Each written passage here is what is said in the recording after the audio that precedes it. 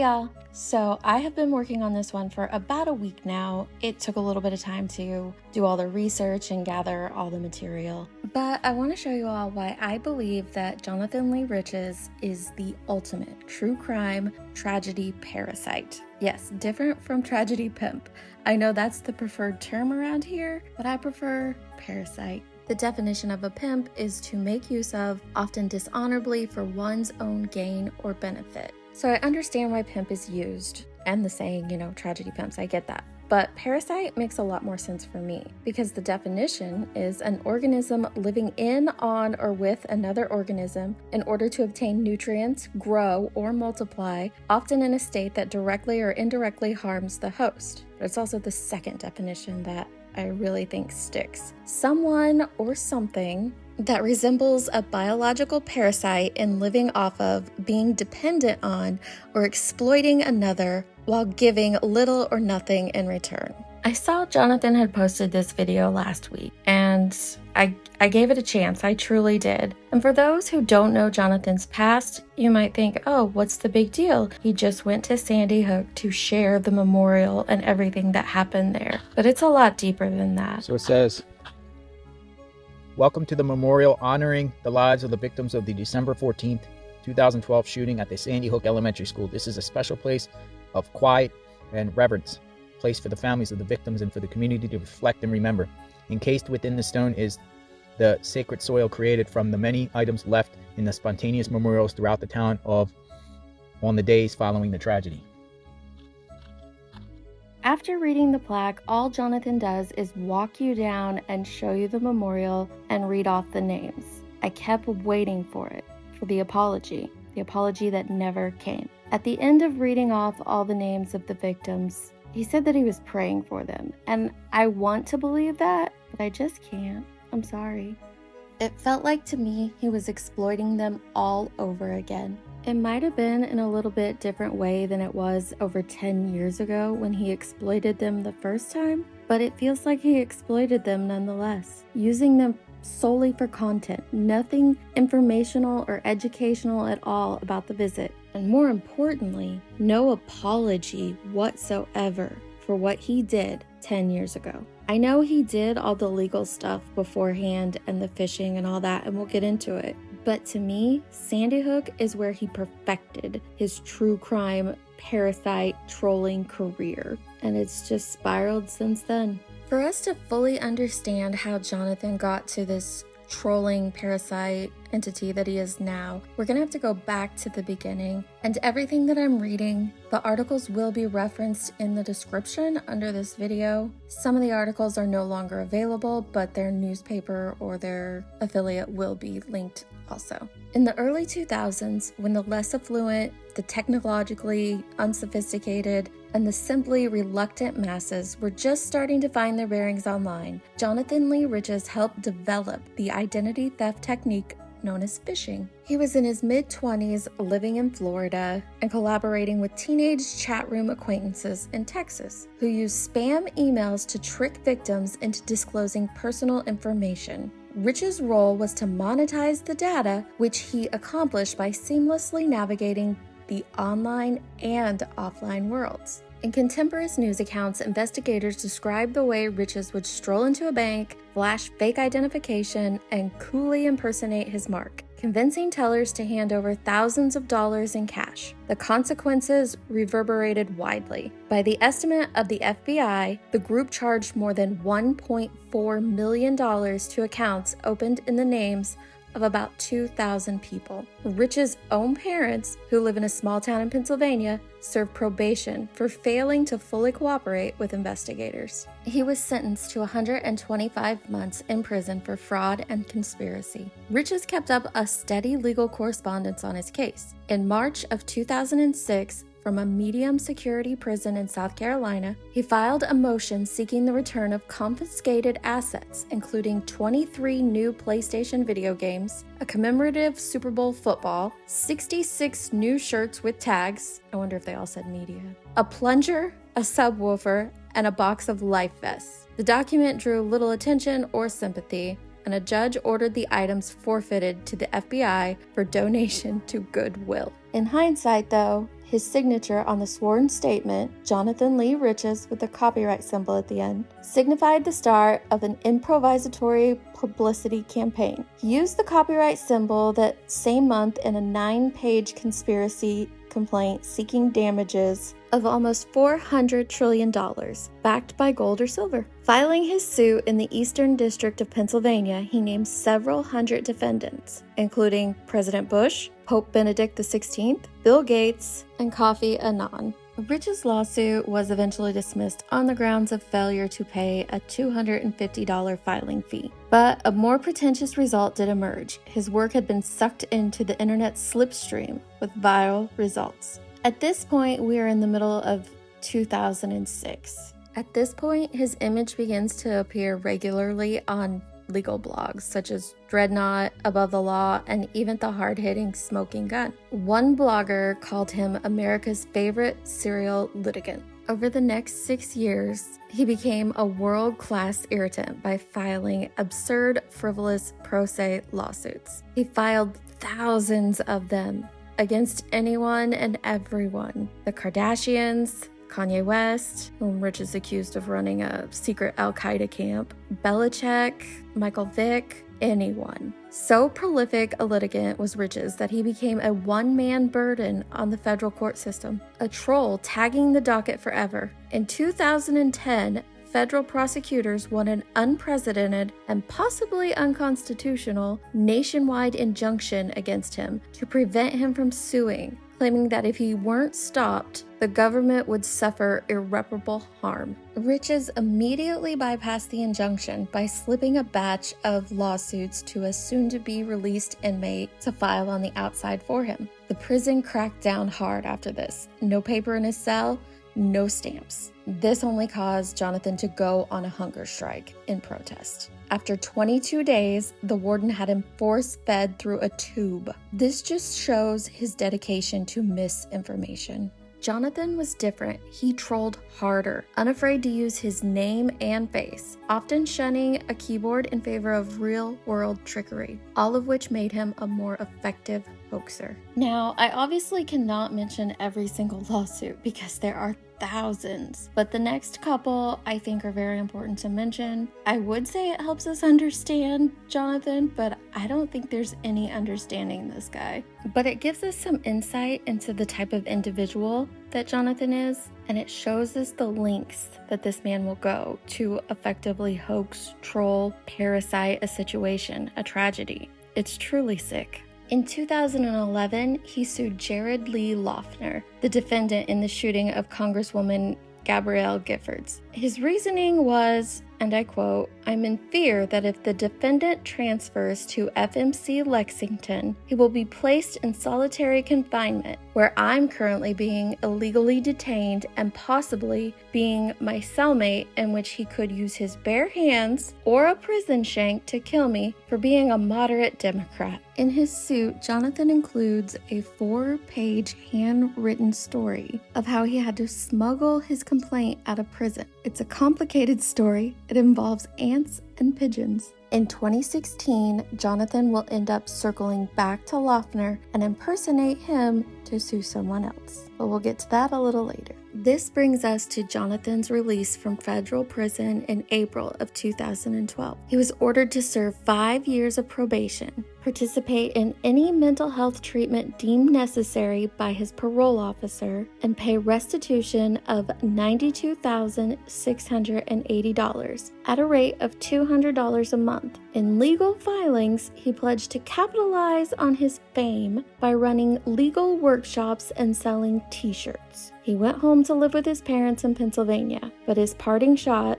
the Loughner lawsuit, marked a darker turn. A little more than a month later, courts in several states received requests for a restraining order against Jerry Sandusky, the Penn State assistant football coach convicted of child molestation. The plaintiffs, who all typed similar accusations in all caps, included people calling themselves Jonathan Bollinger, Tom N. Jerry, and Gino Romano. In his injunction, Riches, posing as Jonathan Bollinger, a cousin to Brooks Bollinger, a former Wisconsin Badgers quarterback, alleges that on October 5th, 2002, I went to Camp Randall Stadium to watch my cousin play quarterback against the visiting Penn State Lions. Around the third quarter, I went to the bathroom. While urinating, I was approached by defendant Jerry Sandusky, who said he was traveling with Penn State and asked me if I wanted a signed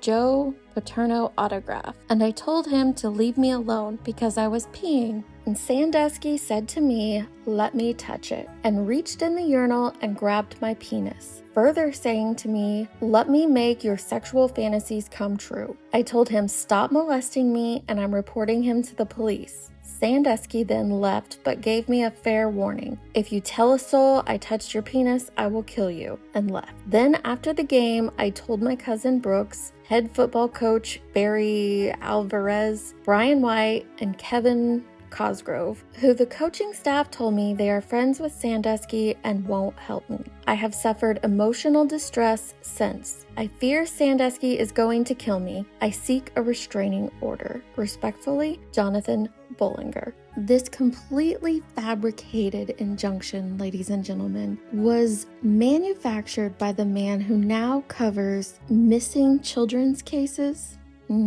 None too amused, a judge in Wisconsin identified the plaintiff as Jonathan Lee Riches, who has vexed the court system with thousands of frivolous lawsuits before his recent release from federal prison, and whose zeal for filing meretricious actions against newsmakers, celebrities, athletes, and politicians continues unabated. Threatening to hold Riches in contempt, the judge wrote, "Aside from the incredibly tasteless act of filing these false accusations in light of the very real victims of sexual assault against children, the individual involved here appears to have committed a fraud on this court." The admonition carried serious consequences, including the threat of a report to his probation officer. In a letter to the judge dated July 13, 2012, Riches denied any knowledge of the lawsuit. He requested an attorney and a mental health evaluation because, quote, "I don't know what this paperwork means," quote. Seriously, Jonathan? I can't with this guy. After this, Riches began to build his online social media presence on Facebook, Twitter, and YouTube. His next 3 lawsuits helped bridge that gap between online hoaxes and real-world antics. His behavior was beginning to escalate. In October 2012, he posed as Selena Gomez's father and filed a federal complaint against Justin Bieber for stealing his credit card and using it to pay for a penis enlargement. That hoax was picked up by multiple news sources, mainly TMZ, who ran with the hoax for a while. Then he posed as the brother of Kevin Federline, and that one exploded on Radar Online, and it brought a lot of attention to Jonathan. The third case was filed by a Jonathan Jolie, who sued Brad Pitt, John Travolta, and the Church of Scientology for, among other things, assaulting him. Jolie, meaning Riches, who claimed to be Angelina Jolie's cousin, wrote that he was hiding at the Italian embassy in New York for protection, and I'm wearing a mask. Included in the lawsuit is a photo of a masked man standing in a kitchen. He's holding a February 2003 mugshot of Jonathan Lee Riches. And then in late December of 2012, Jonathan commits the act that spurred the motivation to create this video. A decade after his first crimes of stealing personal profiles and going into banks to get cash advances from the identities that he stole, Riches begins venturing into the real world in search of material to post online. 2 days after the massacre of 26 children and educators at Sandy Hook Elementary School, Jonathan Lee Riches filmed himself driving to Connecticut. In the car, he displayed a photo of Adam Lanza, the accused killer, attached to a doll. He drove past recognizable landmarks, tried to approach the Lanza home, and turned back at a police checkpoint. Riches then drove to a makeshift memorial site in Newtown. Now, in his YouTube videos that he uploaded later online, he looked around the area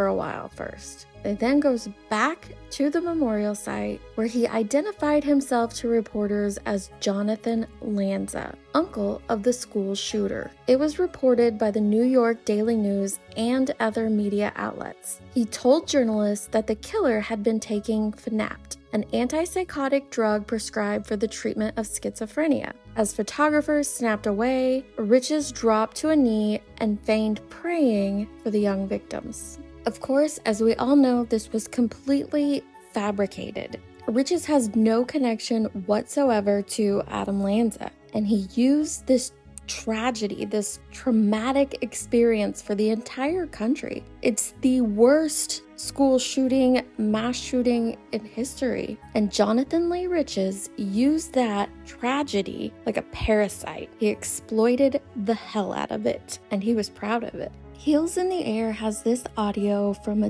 2015 interview that Jonathan did. He describes his actions at Newtown, and afterwards will prove how he was lying again. I went up to Sandy Hook. But they do it. I didn't say I did it in court, though. I tried to play the denial role, but, I was actually at Adam Lanza's window in his house and get chased off by a neighbor. I decided to get on my knees and start praying. At that point, while I was praying on my knees, I could hear the snapshot, like camera snapshot me. So I thought, okay, let me just wing this. So I just pretend I was crying. And I started crying, going hysterical, and the cameras were rolling. I get up from the memorial, and this one media journalist comes up to me and goes, "Sir, you're very emotional here. What's going on?" And then at that point, I just winged it. I'm Jonathan Lanza. So at this point, by identifying myself as Jonathan Lanza, then I started to get flooded like cockroaches. Everybody, all media outlets started swarming me, wanting an interview and asking me my take, and I just winged it. I basically said I was with Adam Lanza 2 weeks prior. We had a barbecue. Everything was fine. It had to be the medication. It had to be the Fanapt, and so on and so on. At that point, I started getting worried, a little scared, because I was getting overwhelmed with the media, and I'm not used to media coverage like that. So I basically ran off, kind of walked away from the scene, but I was getting chased by media, and I didn't know what to do, because my car was up the road, and I was parked across the street from a church. And believe it or not, during that time, the actual victims of the shootings, the family, were praying in that church, and the church was basically, there was security outside the church to protect the families and whatnot. My car was parked across the street, and I was running up the hill, and the media was chasing me, but I didn't want to get in my car because they might have gotten my license plate and realized that I was not Jonathan Lanza and identified me or whatnot. So I just looked at the church, and I just ran to the church. And at that point, the security saw me and must have realized that the media were chasing me because I was a victim's family member or somebody. So they grabbed me, the security, and ushered me into the church and told the other media to back off the property. And I get into the church, and I was thanking them, "Thank you, you saved my life. These people want an interview from me and whatnot." I said, my nephew died from this tragedy, and I switched the role playing at that point. Now I become a victim. There's victims' family members flooded in there, praying. And one of the preachers, or I don't know who he was, he must have been the head preacher there, comes out and talks to me, and I said, "Look, you don't even understand, these media here are trying to get an interview from me, whatever like that, and I need your help." So he brings over a big gentleman inside the church, and he goes, "This guy's a retired police officer. He's security here. Give him the keys to your car. He'll pull it around back, and you can get in your car and leave." And I was at that, for a second, I was going to give him my keys, but I realized on the front seat of my car was Adam and Ryan Lanza dolls that I had with. So I said, I can't go that route. But I said, I need some help getting out of here, whatnot. And he said, "Well, come down to the basement. I'll give you a change of clothes, like a disguise. And this guy here," and he had like some escort guy. He said, "He'll take you through the woods, through the town, down the street, and you can go about your way." And I said, "Okay, cool."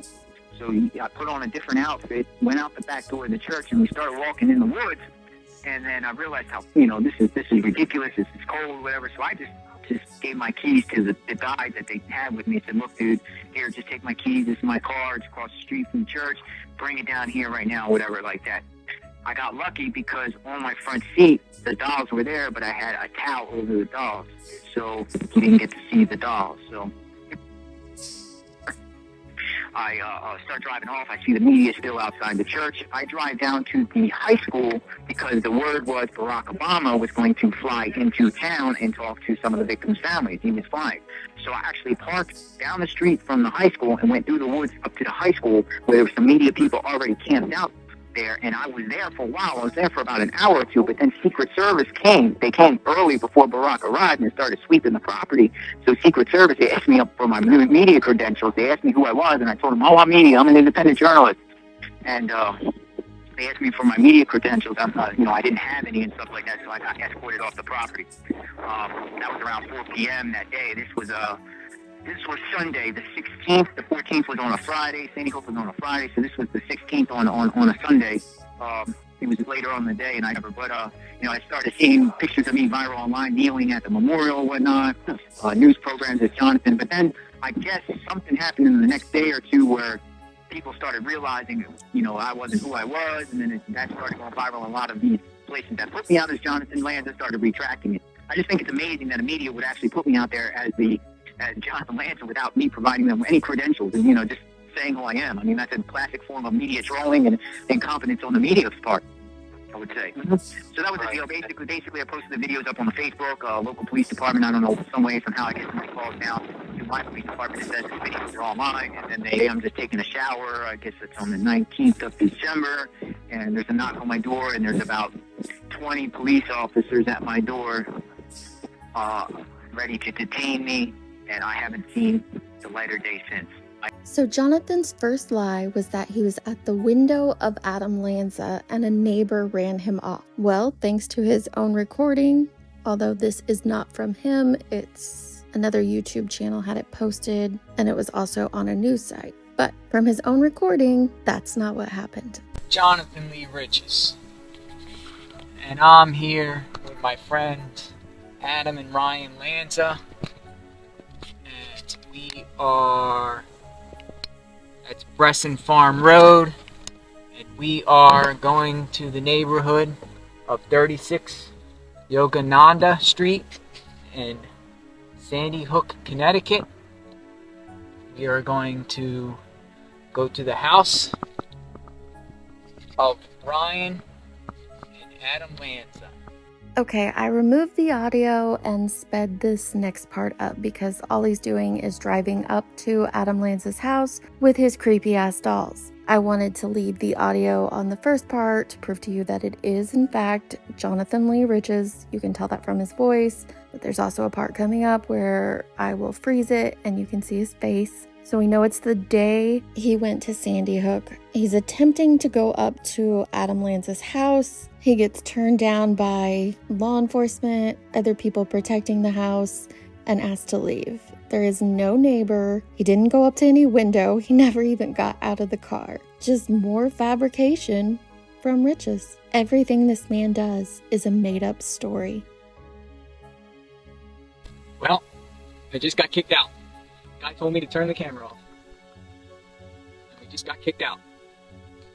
Just let us go. I don't know what's going on there. How do you feel about that? I had to throw the dolls down. Oh, I'm sorry. I ruined your face. I'm sorry I ruined your face, Adam. Anyway, this guy here told me to turn the camera down. Turn the camera off. There's a couple other lies that Jonathan tells us in that audio clip, right? There's about 30 minutes of video from his trip to Sandy Hook. I'm not going to share all that because it would just be ridiculously long. But there's a few pieces of audio I really want you to hear. You'll see there, down that street there, it's Sandy Hook Elementary School. Police are not letting anyone go past there unless you are law enforcement. I believe they're trying to cover something up. I believe this whole incident was a false flag attack. I believe that Adam Lanza was mind controlled by the Illuminati or possibly by some sort of New World Order global elitists. I'm here as a truth seeker to figure out what's going on and to find answers, because this will affect every American with the taking away of their civil liberties and the disarmament. There were multiple memorials around Sandy Hook, and Jonathan visits them all. Jonathan Lee Riches, Sandy Hook Elementary School, the front entrance. They're not letting anyone in. Adam Lanza was a victim of a mind control experiment orchestrated by the Illuminati. And I'm here to solve the puzzle. Jonathan Lee Riches. And today is December 16, 2012, and I'm behind the crime scene. I've made it behind the police. And this is downtown Newton, Connecticut, site of the Sandy Hook school shooting massacre. So we've heard twice now that he was unable to get access to the school. Praise the Lord. And we're about to hear it for a third time. And I was just down at the Sandy Hook school, but they wouldn't let anyone in. They got it blocked off. Jonathan claimed in the audio that he was accosted by media and chased to a church because his car was parked across from the church. That's not true, because we'll see at the end of this clip where his car is parked. And the church is much farther down if you look at the map. He also claimed that he's changed his character for a third time and was taken through the woods and hid out to go to the school because he wanted to see Obama. And I think in the audio he said it was around 4 p.m. We can tell from his videos that he is there early in the day. We can tell from news reports that when he tells them he is Jonathan Lanza, it's in the mid-morning hours. And then he has video of himself leaving the area that afternoon. So again, nothing but lies from this man. Lies about the horrific hoax that he did. It's just ridiculous. And if you notice, going over to my car, and I'm going to show you something. Look at all these news meetings. But when we go into my car, what do we have here? What's under the masks? Yeah, it's Adam and Ryan Lanza. And we're together in downtown Newton. And I'm here to seek the truth. This clip is from the day before. On the 15th, he had planned to go to Newton. He's with his creepy ass dolls again, and then he burns a picture of Sandy Hook School. At the end of Heel's audio clip, there's a part that I cut off, and it's Bullhorn Betty claiming that Jonathan was brilliant for doing this. It's actually kind of smart if you think about it. She says he's proving that the media doesn't do a good job of fact-checking their sources. I'm curious how often Betty or Jonathan or any of these tragedy parasites fact-check their sources. But what Jonathan did 10 years ago and what he is still doing today is akin to what Alex Jones did to the victims at Sandy Hook. You are making a mockery of this tragedy. This is not an individual who is a self-proclaimed advocate for anyone. This is truly just horrible, and it continues to get worse. A few days after Sandy Hook and posting his videos on social media, because we know that's what Jonathan does, his probation officer saw them, and you can clearly see his face in that one video. He violated his probation. This article states, Jonathan Lee Riches of West Goshen Township appears before Chester County Court Judge Jacqueline C. Cody on Thursday morning, accused of violating his probation by traveling to Newtown, Connecticut in December without permission. He told the judge he suffered from mental illness and does not always follow his prescribed regimen. I know that I have to take my medications, he said. I need treatment, Your Honor. He acknowledged feeling better since his incarceration, a contradiction to a letter one of his many followers posted on Facebook, in which Riches allegedly complains that Chester County Prison was starving him and keeping him in isolation, accusations the prison empathetically denied. Assistant District Attorney Andrea Cardamon told the judge that the offense marked Riches' fourth probation violation since 2000, a history of disturbing infractions that was interrupted while Riches spent 10 years in federal prison for duping AOL customers into giving him personal information that he used to make fraudulent purchases. He was paroled in April. In addition to making harassing, obscene phone calls, Riches has filed forged documents claiming he was working for an Illinois law firm, posted personal data, including a social security number of his probation officer online, and demonstrated a kinship with recent mass murderers, Cardamon said, recommending a 1 to 5 year state prison term. Defense attorney Robert J. Donatoni acknowledged that his client needed to be punished. However, he urged an 8 to 12-month county sentence. He pointed out that Rich's behavior also prompted a federal detainer. The federal government is waiting to see what happens here, Donatoni said, suggesting that the federal system's medical facilities are better equipped to meet Rich's needs. He's mentally ill, Donatoni said. I don't say that as an excuse. I say it as a statement of fact. Donatoni said Rich's was delusional enough to file record number of lawsuits from federal prison, citing a suit against Hurricane Katrina as an example of his client's tenuous grip on reality. The suits, many of which garnered headlines, were so frequent and frivolous that a federal injunction was filed and Richards ended up in solitary confinement, Donatoni said. Before issuing her decision, Cody watched a brief portion of the YouTube video that landed Richards back in prison before indicating that she had seen enough. In the video, Richards talks about being a truth seeker who will determine how Lanza was mind-controlled to unload his weapons on school children. I know mental illness is a difficult thing to live with, said Cody, but she said things have been getting worse and worse, to the point of causing serious emotional harm to a lot of people. Rich's parents and a family friend attended the hearing. Also in the courtroom was West Goshen Township Detective David Maurer, one of the officers who has fielded concerns from people across the country about some of Rich's postings. Police said they have been monitoring Rich's since his release in April. In fact, that vigilance generated Thursday's hearing. While watching the December video in which Rich's describes approaching the Connecticut residence of Adam Lanza, officers saw Rich's face briefly when he dropped the video camera. Because Rich's had not notified his probation officer of the trip, he was cited for the violation. After the hearing, Donatoni said he is concerned that Rich's will not get the help he needs in state prison. He said he expected federal authorities to impose an additional penalty, although no hearing has been scheduled. He said that term could be consecutive to the Chester County sentence. A strictly penal sentence will not serve anyone.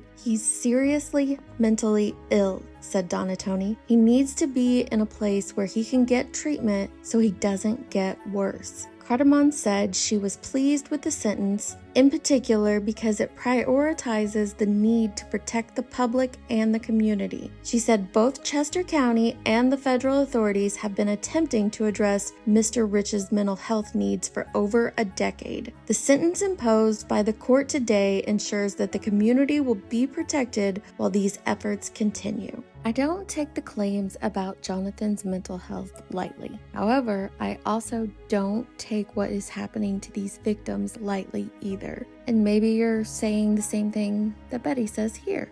A shooting that happened in Sandy Hook. And him making a joke of it and that type of stuff. There's been no answers for that. But when you realize that was over a decade ago, and you realize that was like 12 years ago. So, okay, yeah, this was over a decade ago. I get that. I would like to point out to Betty and Jonathan that they have harassed people whose criminal records are well over a decade ago as well. Lots of people. But it's okay for Jonathan?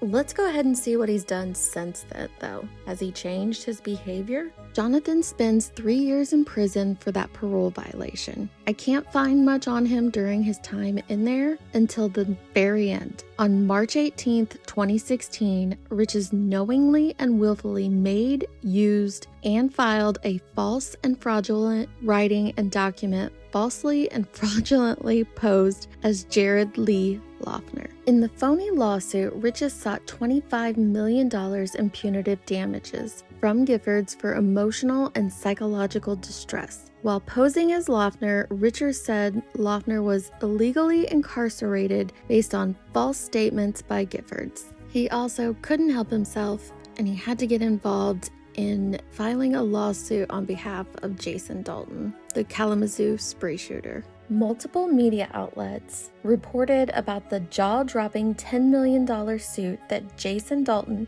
the alleged Kalamazoo spree shooter, had purportedly filed against ride-sharing company Uber. Dalton, a former Uber driver, stands accused of killing 6 people and wounding 2 others between passenger pickups on February 20th in the western Michigan town. News of Dalton's supposed suit came days after police revealed that during an interrogation, Dalton claimed that he was possessed by the devil through his use of the Uber app. In the multi-million-dollar suit, Dalton alleged that Uber had subjected him to a hostile work environment and that working for the company had ruined his life. When it was discovered to be a hoax and Riches was called out, this is what he had to say for himself. I, Jonathan Lee Riches, wrote the lawsuit. I drafted it up and it got sent to the courts. And I'll tell you the reason why I've done it. This jerk here ruined a lot of families. He hurt a lot of people. Do you understand? And now he's sitting in jail at the taxpayer's expense, sitting comfortably in solitary confinement. He's sitting there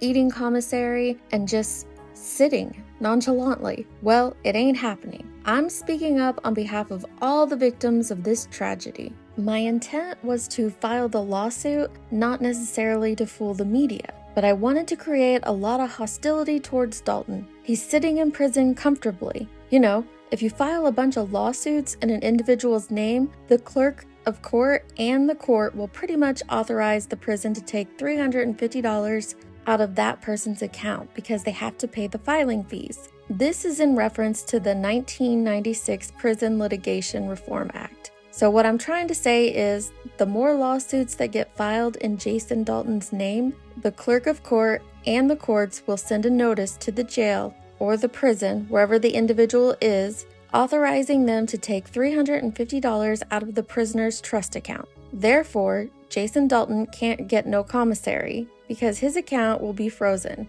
He'll be so in debt to the courts. I hope people all around the country file suits in his name. I'll continue to file suits in this man's name, and I strongly encourage other people to do it. Dalton might be a monster, but what Jonathan did is he turned him into a victim of Jonathan's crime. There are 2 more lawsuits that Jonathan did before he was released from prison that I want to share with you. And it might be repetitive of me to go over these suits, but I want you to realize the scope of what Jonathan has done, the torment that he has put on people. And I know he probably thinks these lawsuits are a victimless crime, but they're not. In this handwritten lawsuit, Jonathan poses as a man named Jahidi Shitz. I don't know if that's how you say it, but that's what it looks like. And he sues a couple that have recently won the Mega Millions in Tennessee. He alleges that he was in contact with their daughter Tiffany, as well as the winners themselves. He states that he lent the money to Tiffany Robinson for the winning Powerball ticket that her parents purchased. Some of the comments made by Jonathan in his lawsuit go beyond frivolous. He actually tries to claim that he was in personal contact with the Robinsons' daughter Tiffany, and that he wanted her to be his Muslim bride, to leave America with her and live in the land flowing with milk and honey. The lawsuit has caused many alarm and sparked conversations regarding the safety and security of lottery winners, especially those who win huge amounts of money like the Mega Millions and the large Powerball jackpots, like the Robinsons did. This is what Jonathan wrote in that lawsuit. I am the actual true winner of the Powerball jackpot. For the last 2.5 years while I was incarcerated, I was pen pals with Tiffany Robertson. She was a fan of mine and a Facebook follower, and she wrote me dirty letters, which I have as evidence. And she said she wanted to marry me when I got out of prison. Tiffany told me that no one on this earth treats her better than me, and then I sent her $20 from my prison trust fund account and told her to use the money for Powerball tickets, because if we win, we will leave America and live on a remote island full of milk and honey. And I told Tiffany to give my money to her parents, Lisa and John Robinson, to buy Powerball tickets because they couldn't afford to buy. And they promised me if they won any Powerball, I am entitled to half the winnings. Now I find out this Robinson family won the Powerball. Tiffany changed her number. The whole Robinson family defriended me on Facebook. I am not in prison no more. He was in a halfway house at this point. I am a practicing Muslim, and Tiffany was going to be my Muslim wife. And now I'm homeless. I had to borrow pen and paper to write this restraining order. Now, the whole Robinson family are going to run around this earth spreading Powerball money that belongs to me. I am so heartbroken by this injustice. I feel Tiffany conned and bamboozled me and manipulated my love for $20 and sold me out. Now she is laughing at me while I collect crumbs. I had to go to a psychologist to get depression medication because of Tiffany Robinson. She's responsible. I seek a restraining order against the Robinson family collecting any Powerball money. The money belongs to me. I paid for the winning ticket. I seek a full congressional investigation. I seek half of the Robinsons' earnings. I pray for relief. If we have learned one thing from Jonathan's lawsuits, it's that he can easily conjure up a story, a narrative, twist facts to bend in his favor. And we see him do this frequently now in true crime. It's disgusting. The last lawsuit that Jonathan Lee Riches files before leaving prison halfway house situation that he was in is kind of ironic, but he files a suit seeking an injunction and a temporary restraining order to stop Donald Trump from running for president. I can't even. The reason it's ironic is what he spends the rest of his year doing. And we're gonna get into it. After his release, Jonathan spends the rest of 2016 and 2017 perfecting his skill. I don't know what else to call it. He becomes very prolific in social media, creating multiple Facebook accounts, YouTube accounts, Twitter accounts to troll people with, even to troll himself at times. Very odd behavior, a behavior that I believe he continues to this day. But he also starts to go quote unquote real life. Although his past crimes affected real people, they truly did. What he begins to do though is actively attack people on social media and cases, of course. It's very evident that he is drawn to whatever the hot topic is of the time. He attended the Bill Cosby trial in September and offered Cosby Jell-O every time the rapist entered and exited the court. This is also when Jonathan takes the opportunity to jump into the political world and troll the shit out of it. One particularly successful ruse was posing as a Muslim and attending political events. He did it at a Trump event in Pennsylvania on October 1st, 2016. And then just 3 days later, he was front row at a Hillary Clinton town hall in Haverford, Pennsylvania, representing Muslims for Clinton. That appearance led to Riches being featured in the lead image of a Breitbart story, attacking the Council on Islamic American Relations, a Muslim civil rights and advocacy group that the political right has used as a boogeyman to whip up Islamophobia. While all of Jonathan's political trolling is downright narcissistic, shameless, and disgusting, this situation at the end of 2016 sheds a lot of light into who Jonathan Lee Riches truly is. After Trump won the election, Jonathan took to trolling anti-Trump protests rallies that were happening around the country. He also started doxing anyone that would post that they were having an anti-Trump rally. When he posted Nicole's photo, the comments under it were so horrendous. He also outed her previous employer, thinking it was her current one, and within a half an hour, over 600 bad reviews were made on the previous employer's business, which led into a lot of problems for Nicole. The previous employer calling her, talking about lawsuits. It was just despicable. Nicole tried going to law enforcement, but multiple agencies told her basically because her information was online, there was nothing that they could do about it. So Riches continued doxing people. Jonathan continued to ag on the people in the group, telling them to expose her. Her previous employer even ended up doxing her new job when he was replying to a comment, and the group found that and ran with it. Law enforcement told her not to go into work because they were so worried about all the threats that had been made to her. At this time, Jonathan's Facebook posts became increasingly pro-Trump, but with racist rhetoric. He made a post that said, "It will be bigger than Berlin's Wall and bigger than an N-word's penis." In another post, he said, "I hope Donald Trump doesn't deport my illegal Mexican ex who lives at," and then he posted her address. Jonathan took to creating fake Facebook pages like this one to lure in marks connected to real events. Him and several other trolls created multiple Covington-related pages, pretending to be Sandman himself, and then go on there and bash the elder Nathan Phillips. People actually believed that this was the real Nathan. Situations like this make me wonder how often he's doing it now in true crime to the victims that he is covering, quote unquote. Jonathan once again gained national attention when he lied and wore this yarmulke and a Star of David t-shirt with the words "Jews for Trump." 4 days before this, a gunman, allegedly a white nationalist, had murdered 11 people in the Tree of Life synagogue in Pittsburgh. Jonathan told the reporter, "I sometimes have visions of potential confrontations with Proud Boys, or with white supremacists, or with some other Trump supporter who might not appreciate having Jews around. But it's never happened. To be honest, everyone I meet at the rallies feels like family." The material was just too good for every news article not to publish it, right? Until it turned out that it was a complete hoax.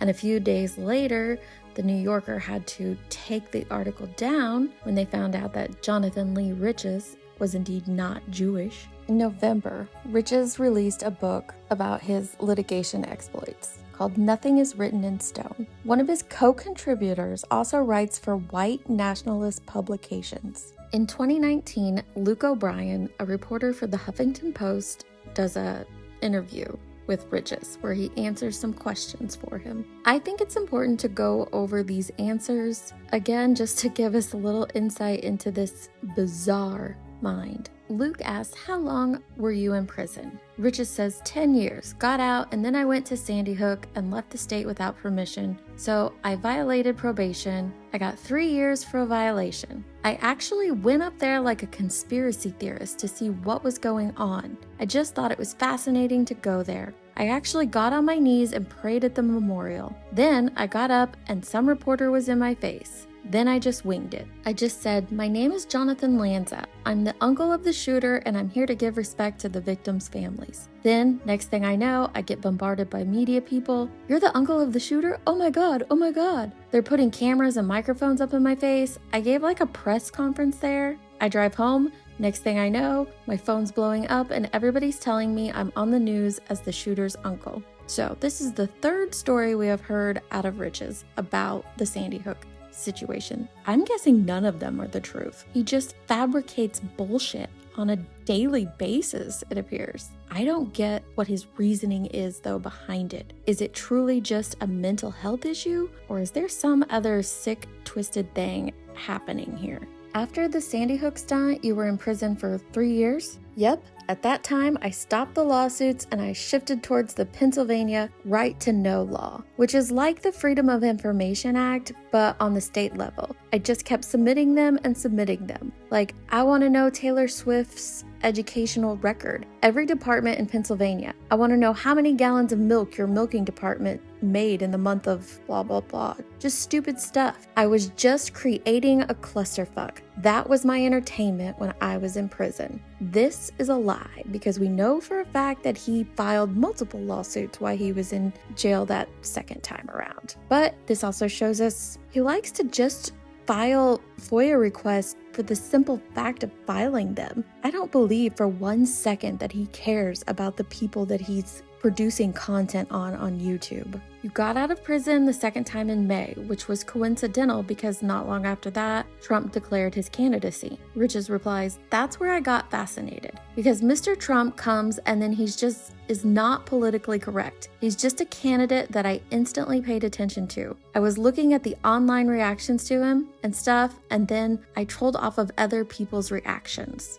So Trump was your entry point to political trolling? Political and online trolling, yes.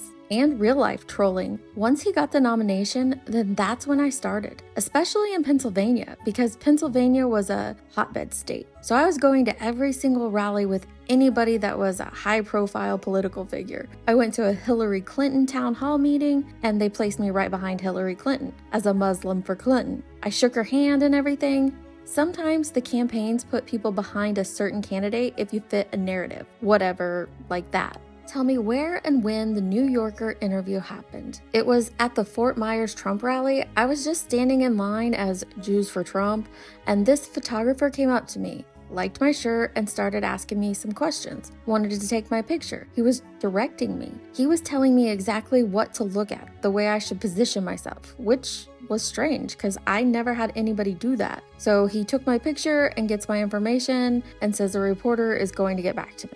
And you were wearing a yarmulke the whole time? Yarmulke, Juice for Trump shirt, Trump shoes, shoes that have Trump on them. And then I just told that guy, my name is Jonah. I just took a Jewish name. I figured Jonah was Jewish, Jonah Rich. I was gonna say Rothschild, but I just said Jonah Rich. You were posing as a Jew after a massacre in a synagogue. Do you think there's anything wrong with that when so much anti-Semitism is swirling around and you're not Jewish? And people might interpret it as you making light of a tragedy. My mind at that particular moment for that particular rally was go down there, Jews for Trump, and show that Jews do support Trump. But you're not Jewish, right? No, I'm not Jewish at all. So you were creating disinformation that in the wake of an actual tragedy could be viewed, especially by the people in the Jewish community, as very disrespectful. I'm just thinking of myself in that moment. With different rallies, I try to go with different themes. So I had that Jews for Trump shirt and I had that yarmulke for a while, and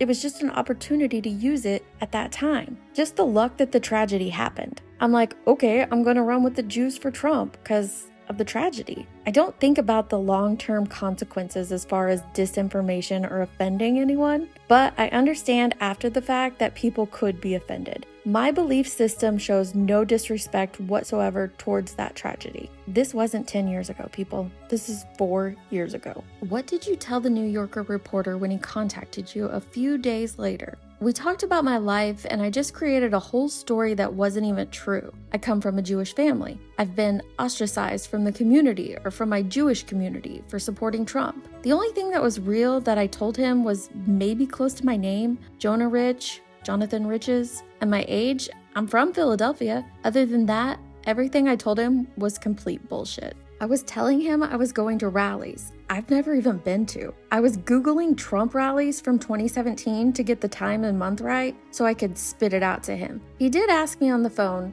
okay, so who's your parents? I'm also looking up the white pages, and I just find some family in Philadelphia linked to a guy named Jonah Rich in their 60s. I shot him off their names, so it backed me up. How long was that story up? Well, the next day I put up a Facebook post that said, haha, look at this, I trolled them, and then that evening it was gone. In terms of effective trolling, how important is it for you to do things in person? It's like testing my own boundaries, testing my own limits. My next troll is I'm gonna start running for political office, like mayor, city councilman, sheriff in different elections, like mock campaigns. Getting out diversifies my craft. It gives me confidence to do these feats, and I like to try to test the limits. Social media has made it much easier to troll, right? I think the tools are available now that can be exploited, and it's easy to get that message spread. The disinformation that I want, I can put out there. The next mass shooting, before they identify the shooter, I can set up 10 Twitter accounts looking like news sites and then create whoever I want as the shooter. And then use the news sites to retweet that. Vulnerable, gullible people will see that. They think it's from a news site and then they will copy it and tweet it out. Whenever there's disasters, I also set up Facebook groups and then just thousands flock into the groups. I encourage everyone to basically fight each other. I don't censor anything. Is Facebook aware of the groups? Facebook is aware. Every single tragedy that happened in this country since, I would say 2015, I got a group set up in that topic. I can create fake Facebook accounts under people's names so I can be anonymous. If a mass shooting happens, I'll create a video real quick and put whoever I want to identify as the mass shooter. Put some music, photo edit it real quick, and then throw it up on BitChute because I know that will be the searched word. People think of trolling in a negative way for good reason, but can trolling have a positive effect? I think if someone trolls, I think they should expose their troll to bring awareness. When I troll something and troll events, I go on my Facebook page and talk about the troll, kind of like informing everyone of what I've done. One, to brag, but also to wake people up. It provokes thought. It plugs the loopholes. What do you believe underneath all this? Do you have any firm beliefs? What are your politics? I'm just an atheist from a Christian family. I don't practice any religion. I don't hate anyone for their religion. I might pretend I belong to a religion, but not to disrespect it. What about your politics? I made a choice. Whoever's in power, that's who I'm going to support. I just try to go with the flow. Obviously, I was in prison and I strongly believe in criminal justice reform. Do you think Donald Trump is a troll? I would consider him the king of trolls. He knows what he's doing. He knows what to say to provoke attention. He's a showman. I think he's trolling the presidency, to be honest. For what reason? I think he's just getting a kick out of it. This might be some sort of bigger thing. Maybe with Russia or something? Create division, because there's no unity in this country. It's getting more and more divided. I don't know what the future's going to be like. I just think that 2019 is going to be a bloody political mess right before the election again. It's going to be tense, man. And it depends on what Trump trolls around and tries to excite everybody with. I just know whatever is going on, I'm going to be trolling. Whatever breaking news, you can expect me to troll it. In 2020, COVID hit, and Jonathan continued his political trolling, this time attending school board meetings about mask mandates in counties that he didn't even live in, not to mention the fact that he doesn't even have any children. That's okay, because you can care about political viewpoints like that without having children. But the way he acted in some of these meetings was just bizarre. He continues to this day to attend Proud Boy rallies and Trump rallies and multiple political things for both sides of the aisle. For me, this isn't about politics. I don't care what your political viewpoint is. It's about what he is doing to victims. In 2021, we saw Jonathan switch to true crime when he showed up on the front lawn of the Laundrie's household, screaming into a bullhorn, asking, "Where is Gabby? Where is Gabby?" Now, the whole world wanted to know where Gabby was, and everyone was watching. But Jonathan, he was spreading misinformation during that time as well. He went to Brian's sister's house and harassed her along with Bullhorn Betty. They both harassed her until she came out and gave an interview she had already given to law enforcement and didn't owe to the general public. But because there's this crazy person in her front yard screaming out on a bullhorn while her neighbors are trying to just live, she came out and did it anyway. Jonathan claimed multiple times that he personally knew Gabby Petito's family, yet we've never seen any proof of that whatsoever. He continued creating fake Facebook accounts and fake Facebook pages. Every single tragedy that has happened across this country, I bet you Jonathan Lee Riches has a fake Facebook group for it, and he's probably spreading misinformation inside of it, or at the very least, encouraging his members to fight amongst each other. Why? For his sick, twisted pleasure. We saw later how Jonathan went to the home of Summer Wells. He's gone there multiple times. Jonathan has a sick obsession with Summer Wells. If you scroll through his YouTube, you will see hundreds, if not thousands of videos about Summer, and all of the thumbnails are odd. More importantly though, he's spreading misinformation about that case, and that is not doing that victim any justice whatsoever. He's done it with most major cases that we have seen today. Michael Vaughn's, the Idaho 4 case, the Murdaugh case. Anywhere something is happening, Jonathan Lee Riches is there trolling like a parasite. And he has thousands of people commenting under his videos. "Thank you so much for this information. Oh my gosh, you're the best ever."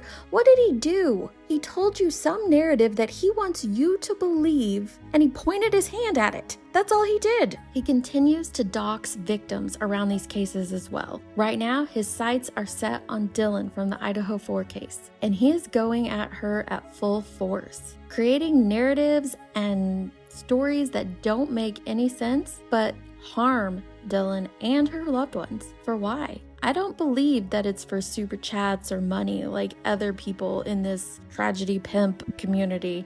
No, I think Jonathan derives some sick, twisted pleasure from all of this, and I think he has for a very, very long time. And if we keep feeding the troll by giving him clicks and views or attention like this, although I hope this comes across as informative to some people, but if we keep feeding the troll, it's just gonna get bigger and bigger. And when will he stop? When will he stop harming victims and their families? If you made it this far, and I'm sorry, I know it's long, but I hope you learn from Jonathan himself how he teaches us that he is a parasite to the true crime community. So I'm begging, please, please stop exploiting the tragedies in this country. Stop creating division and hate and misinformation, because there's already too much of it in our world. We don't need any more. I also want to take a moment to remember those beautiful souls that were taken way too early.